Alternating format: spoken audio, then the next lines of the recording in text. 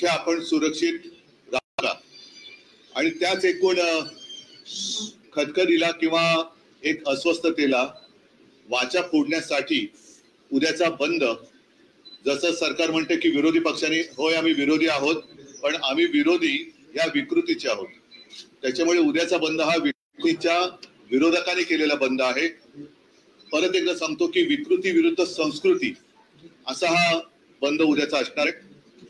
या बंद मध्ये जसं आजपर्यंत आम्ही बंद करत आलेलो आहोत, उद्याचा बंद हा महाविकास आघाडी आणि महाविकास आघाडीच्या मित्र पक्षांतर्फेच नव्हे तर सर्व नागरिकांच्या वतीने आम्ही करतो.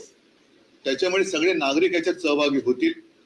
जात पात धर्म भाषा भेद राजकीय पक्ष या सगळ्या कक्षा ओलांडून सगळ्यांनी त्याच्यात सहभागी व्हावं ही माझी सर्वांना आग्रहाची एक मी विनंतीच म्हणेन.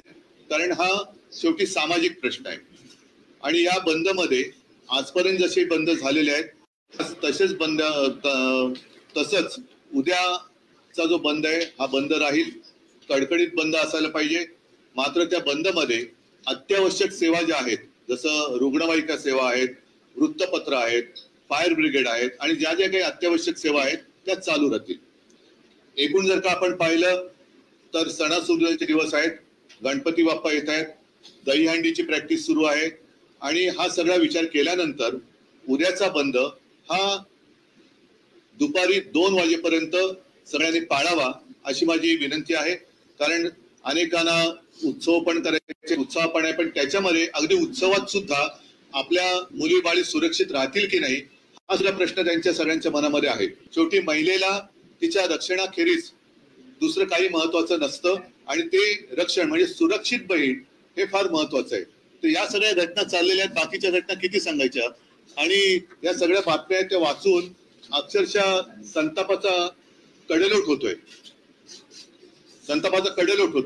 काल जे बदलापूरचे नागरिक आले होते त्यांनी जे सांगितलं की तिथे आजही अटका सुरू आहेत.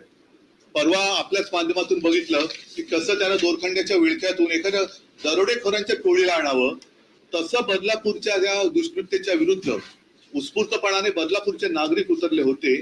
त्यांना अगदी दोरखंड्याच्या म्हणजे कोणी पडून जाता कामा नये, या पोलिसांना पहिल्या अटका झाल्या पाहिजेत.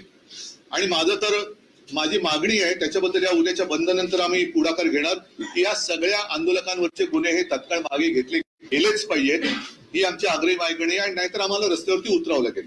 पण उद्याचा बंद हा राज्यातील तमाम जनतेला आम्ही परत विनंती करतो की आपल्या घरापर्यंत ही विकृती येऊ नये म्हणून वेळेत जागे व्हा आणि उंबरठ्यापर्यंत आलेले संकट त्याचा मुकाबला करायला आम्ही सगळे एक आहोत. त्या एकजुटीचं प्रदर्शन किंवा दर्शन, एक विराट दर्शन हे उद्या घडलं पाहिजे. बाकी तुमच्या मनात काही प्रश्न असतील ते विचारा, त्याच्याबद्दल मी बोलेन. उद्या लोकल आणि बस सेवा सुद्धा बंद ठेवली जाणार आहे का? हो, बंद ठेवायला पाहिजेत. कारण उद्याचा बंद हा कोणत्याही राजकीय हेतूने प्रेरित नाही. हा जनतेच्या प्रत्येकाच्या मनातला, हृदयातला आणि घरातला प्रश्न आहे. म्हणून लोकल आणि बस मी सरकारला सुद्धा विनंतीच करतोय. जरी मी संताप मनात असला तरी सरकार आणि सरकारी पक्षाला विनंती करतोय की आपल्याला सुद्धा मुलीबाळी आहेत, कुटुंब आहेत, त्यांच्या रक्षणासाठी तुम्ही अकार्यक्षम असलात तरी जनता सक्षम आहे. म्हणून उद्याच्या बंदच्या आड पोलिसांची दादागिरी होऊ देऊ नका. कुठेही आतताईपणाने सरकारने वागू नये आणि मुद्दामून हट्टाने बंदचा फज्जा उडवण्याचा प्रयत्न करू नका. कारण उद्याचा प्रयत्न तुम्ही जर का केलात तर 2-3 महिन्यानंतर जनता तुमचा फज्जा उडवल्याशिवाय राहणार नाही. म्हणून उद्या मी तमाम नागरिकांना परत विनंती करतोय की आपण कोणत्याही जातीपाती धर्माचे असाल, आपली भाषा कोणतीही असेल, कोणत्याही राजकीय पक्षाचे असाल, अगदी भारतीय जनता पक्षाचे जरी असाल तरी हा बंद हा उद्या तुमच्या कुटुंबियांसाठी सुद्धा आहे. म्हणून उद्याच्या बंद मध्ये सहभागी व्हा. हा बंद मोडून काढण्यासाठी काल रात्री पोलीस महासंचालक आहेत वर्षा निवासाने गेले होते. एक महत्वाची बैठक देखील झाली. असं देखील होऊ शकतं काही या बैठकीमध्ये ह्या बंदच्या दरम्यान काही हिंसा होऊ शकते, जसं बदलापूरला झालेलं आपण दगडफेक पाहिली, लाठीचार्ज. नाही बघा, हिंसा होऊ नये माझी इच्छा आहे.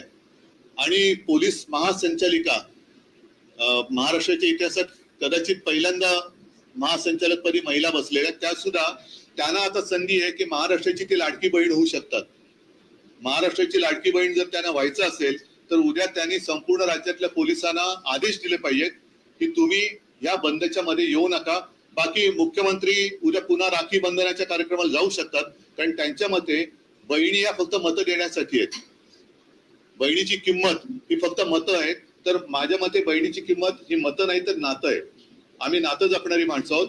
तुम्हाला जर का वाटत असेल की तुम्ही या बहिणींची मतं विकत घेऊ शकता, तर एवढ्या माझ्या बहिणी विकाऊ नाहीयेत, हे मुख्यमंत्र्यांनी लक्षात घ्यायला पाहिजे. आता बंद हा बंद असतो. माझ्या मते मी नागरिकांना विनंती करतोय की स्वतःहून या बंद मध्ये सहभागी व्हा. जशी उच्च न्यायालयाने आणि कलकत्त्याच्या घटनेची सर्वोच्च न्यायालयाने दखल घेतली, तसं जनतेच्या न्यायालयाने सुद्धा याची दखल घेतली आहे. हे उद्या आपल्याला दाखवून द्यायचं.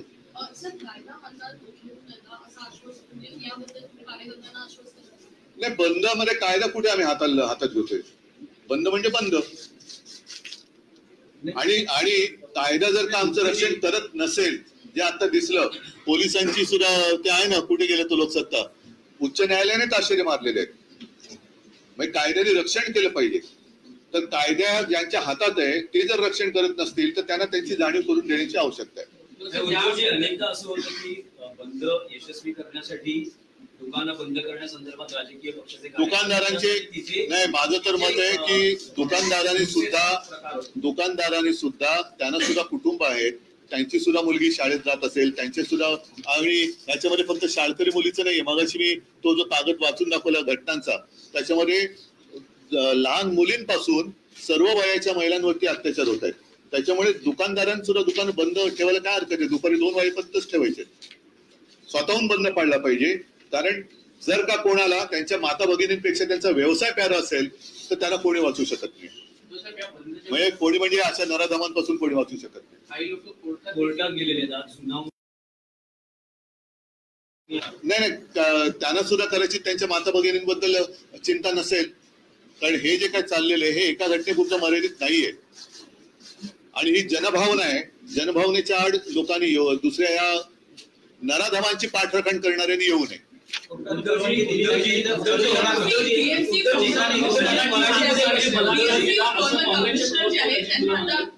मराठी माणसाने बलात्कार केला पण त्यांना शिक्षा करणार नाही असं नजीबुल्ला बोलायला. त्यामुळे विरोधकांनी सत्ताधाऱ्यांनी हा मुद्दा आता उचलला आहे. मी काल बोललेलो आहे की जे कोणी नराधमांचे पाठीराखे असतील ते उघड होतील उद्या, की त्यांना ही दुष्कृत्य मान्य आहेत असाच त्याचा अर्थ होईल.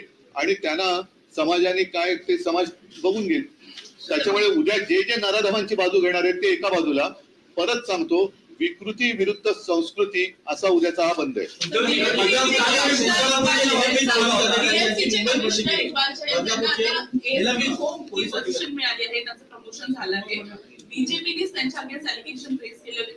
हा विषय थोडा वेगळा आहे. मला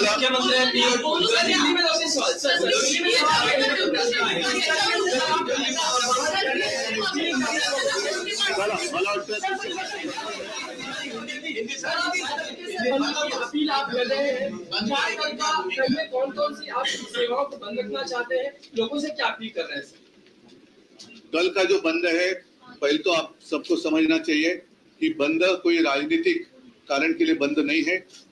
पूरे महाराष्ट्र में और वैसे देखा जाए तो पूरे देश में लोगों के मन में एक डर का साया है कि जहां भी मेरी बेटी जाती है उस स्कूल में, जहां भी मेरी बेटी जाती है उस हॉस्पिटल में, जहां भी मेरी बेटी जाती है या बहन जाती है या माँ जाती है उसके ऑफिस में, क्या वो सुरक्षित है? तो आज के दिन में उसका उत्तर नहीं ऐसा ही आता है. और इसलिए मैंने ये जो दिखा रहा हूँ कागज, उसके ऊपर पिछले कुछ दिनों की घटनाएं हैं. मतलब अगर आप देखें तो 13 अगस्त से लेके 22 अगस्त तक लगभग 8-9 दिन की घटना है. लगातार रोज कहीं ना कहीं कुछ ना कुछ महिलाओं के ऊपर अत्याचार हो रहे हैं. और कल का जो बंद है सिर्फ बदलापुर के लिए नहीं है, ये पूरी जो घटनाओं का क्रम है उसके खिलाफ है. कल की जो घटना हुई, कल मतलब बदलापुर की, हाईकोर्ट ने लताड़ा है. लेकिन सिर्फ एक घटना लेकर नहीं चलने वाली बात. हमें जो भी उसको हम नराधम ही कहते हैं, ऐसे विकृत जो नराधम है उनके खिलाफ पूरे महाराष्ट्र की जनता एक हुई है. अब हम इसको बर्दाश्त नहीं करेंगे. इसके लिए कल का बंद है। सर सेवाओं और कल का बंद मैंने जैसे कहा कि त्योहार के दिन है, गणपति बापा आने वाले हैं, दही हंडी है, तो कल हम 2 बजे तक बंद रखना चाहते हैं। और मैं आह्वान करना चाहता हूँ, आह्वान मतलब विनती करना चाहता हूँ, आप सारे लोग, मैं जनता को अपील कर रहा हूँ, आप किसी भी मजहब के हो, आपकी भाषा कोई भी हो सकती है, पार्टियां कुछ भी कोई हो सकती है, लेकिन आप सब मिलकर अपने बच्चियां, अपनी बहनें, माताएं, उनके लिए कल का बंद जो है उसमें सहभाग लें। और वो चाहे दुकान हो या कुछ भी हो, आपका व्यवहार 2 बजे तक आप बंद रखें। लेकिन जीवनावश्यक सेवा जो रहती है, जैसे फायर ब्रिगेड है, एम्बुलेंस है, न्यूज़पेपर है, वो तो खुली रहेगी।